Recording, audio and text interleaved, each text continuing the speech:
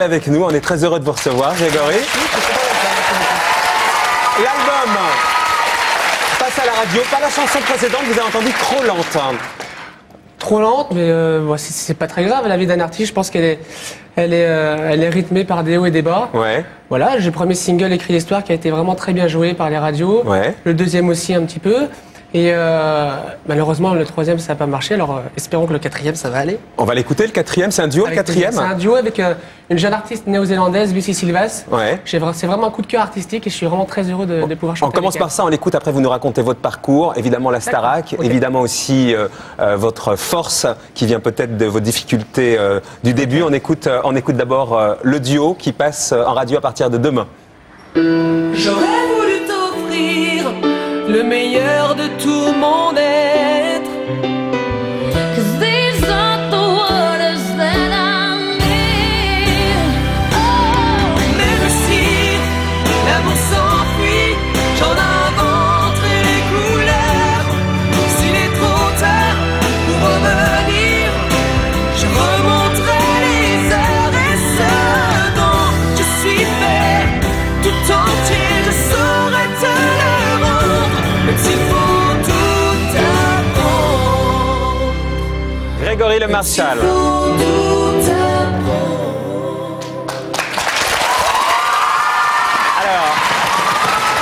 Grégory, avant l'inscription à la Starac, les fans sont là ce soir.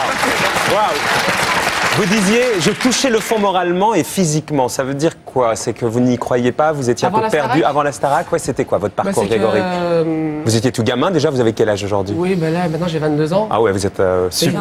C'est un vieux, ouais. Ouais. Ouais. Non, c'est... Non, j'ai eu plusieurs projets avant, Ouais. avant d'avoir l'opportunité d'aller à la Starac. Voilà, j'ai eu des déceptions aussi, bien mon jeune âge, j'ai eu des déceptions. Et puis, Vous étiez déscolarisé, vos parents vous avaient déscolarisé parce que vous vouliez être à... Moi, je voulais être déscolarisé, mais ouais. j'ai arrêté en seconde parce que je suis une personne qui n'arrive pas à faire 36 choses à la fois. Je suis un passionné. Quand j'ai découvert à l'âge de 15 ans que j'étais un passionné de la chanson, je voulais m'engager à fond là-dedans. J'avais la tête dans les nuages quand j'étais en cours, donc je me suis dit à quoi ça sert de continuer.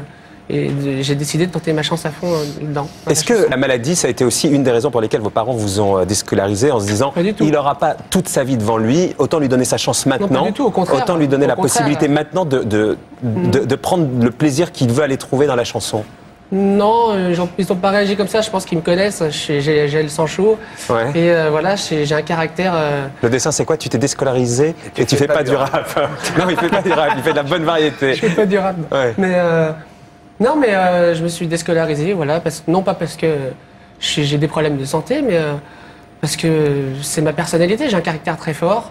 Et voilà, le jour où je suis arrivé, où j'ai dit à mes parents, là je peux plus continuer, c'est pas possible, ça ne sert à strictement rien.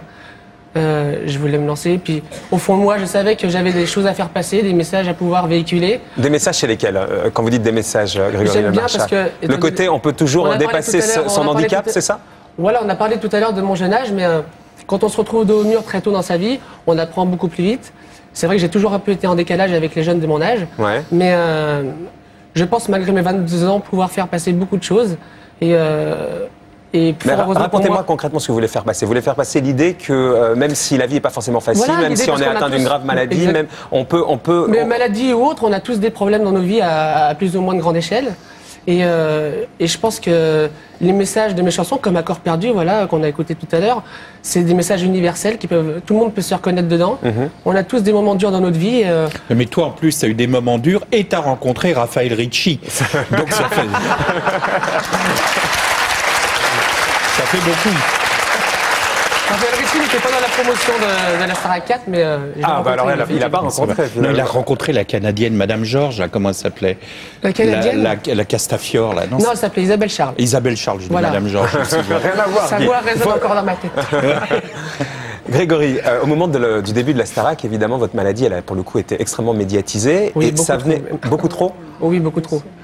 Beaucoup trop parce que... En même temps, vous l'avez raconté. Non, mais en même temps, c'est dur parce que quand 2 semaines avant de rentrer à la Starac, vous lisez déjà dans les journaux qu'il y a un jeune homme qui a une belle voix mais qui rentre et qui a la mucoviscidose. Bah là, qu'est-ce qu'il reste à faire? De toute façon, il faut être honnête. Et c'était à moi, je me suis fixé un double objectif, c'est-à-dire d'aller au bout de la Starac. Ouais. Mais il fallait absolument que j'enlève cette étiquette que les gens allaient me mettre le 3 septembre 2004. Ouais. Et je me suis battu pour ça. Et c'est vrai que c'est très frustrant quand on sort de la Starac, quand on est enfermé 3 mois et demi, on découvre tous les titres des journaux qui ont plus consacré leur titre sur Grégory, sa revanche sur la maladie, Grégory ici, Grégory ça. Mais est-ce que vous comprenez que c'était quand même aussi un des ingrédients du programme, peut-être d'ailleurs ou Je sais non bien, orchestré, je sais bien. orchestré Voilà, ou c'est non ça. par la Je sais production, bien. mais en même temps, il a été c'était extrêmement mis en avant. J'ai beaucoup tenté Il y a- avant, j'ai beaucoup tenté de passer en dehors de la télé-réalité. J'ai envoyé plein de maquettes. J'habite en Savoie, en province, donc c'est vrai qu'on ne connaît pas trop un peu la vie sur Paris. On est un peu perdu, donc comme je l'ai dit auparavant, il y a des projets qui se font, qui ne se concrétisent pas, il y a des grosses déceptions, on doute. Et un beau jour de juin 2004, on a un ami qu'on a rencontré qui est dans le milieu, qui m'appelle et qui me dit, écoute, il reste des places de disponibles Pour la le Starac. casting de la Starac 4, est-ce que ça te dit de tenter ta chance? À ce moment-là, comme vous l'avez dit au début de l'émission, j'étais pas bien. Et je me suis dit, bah écoute, là, je vais tenter le tout pour le tout, ça passe ou ça casse. Je vais être franc, je vais rien cacher de ma vie. Et je vais leur prouver que je suis un passionné, qu'ils peuvent me faire confiance pour assurer. Ils vous ont fait confiance, vous avez assuré. Est-ce qu'à un moment donné, vous vous êtes demandé si les gens votaient pas pour vous par, comment on va dire, par compassion? Moi, je l'espère pas. Non, mais est-ce que vous vous êtes posé cette question-là? Il y a toujours- Aujourd'hui, vous prouvez que non, la preuve Il y a- aujourd'hui. Non, mais toujours dans notre tête, c'est vrai, on se dit, au début, ils vont me prendre en pitié, mais je pense que j'ai prouvé quand même au fur et à mesure que j'avais des capacités dans la chanson, que c'était vraiment ma réelle passion et c'était la seule cause qui faisait que j'étais à la Starac. Non, pas pour faire coucou pendant 3 semaines, dire voilà, je suis malade et puis je m'en vais, histoire de faire un coup médiatique, je m'en foutais de ça. Et je pense que je l'ai prouvé en allant au bout de la Starac, Ouais. en ayant fait la tournée de la Starac, en ayant fait le meilleur album possible pour un premier album, Ouais. entouré de gens de grands talents. Et voilà, je pense que j'ai quand même bien réussi ce début de carrière. Quand vous voyez que l'Olympia, c'est pour bientôt, il y a 2 jours pleins et un 3e jour ajouté. Avant de vous inscrire, vous n'y croyez même pas à tout ça. Non, Tout ça, c'est du bonus. Hein. C'est du bonus et j'étais voir Lara Fabian, qui est une artiste qui m'a beaucoup soutenu aussi pendant cette année d'apprentissage. Et j'étais la voir à l'Olympia en octobre et j'avais du mal à m'imaginer que C'est bientôt pour vous, Que ça ça. sera bientôt C'est pour quand moi. les dates c'est le 29, 30 et 31 mai. Ah ouais, donc et pour vous c'est magique quoi. C'est magique. Évidemment. Il va y avoir une grosse pression, ouais, ça va être super. Vous flippez. Ouais, mais j'adore. Ouais. J'adore. Ouais. Le jour où je ressentirai plus de stress avant de monter sur scène ou sur un plateau télé, je me poserai des questions si j'aime encore vraiment ce métier. Évidemment, les questions qui se passent, là, les SMS qui passent, tout le monde vous demande si est-ce que le rythme que vous avez, les concerts, ça vous fatigue pas trop. Non, je pense que si on a passé le rythme de la Star Academy, Ouais, on c'est- peut tout passer. Ouais, c'est vrai. Ah c'était- oui, on peut tout le passer. pire Parce que était- c'est tellement démesuré la Starac, c'est tant au niveau médiatique que sur le rythme.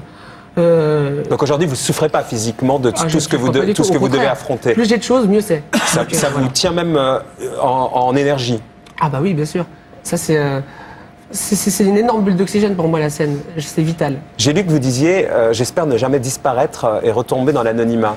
Ça vous fait flipper. Vous dites que vous rêviez de tout ça et peut-être que parce on n'est que- touché pas évidemment par ce genre de phrase. Je dirais- Peut-être aussi parce bien que sûr. on Moi, sent je- bien que je- c'est ce qui vous tient quoi. Je ne dis Mais pas on ça, est en touché fait. par ce genre de phrase. Oui.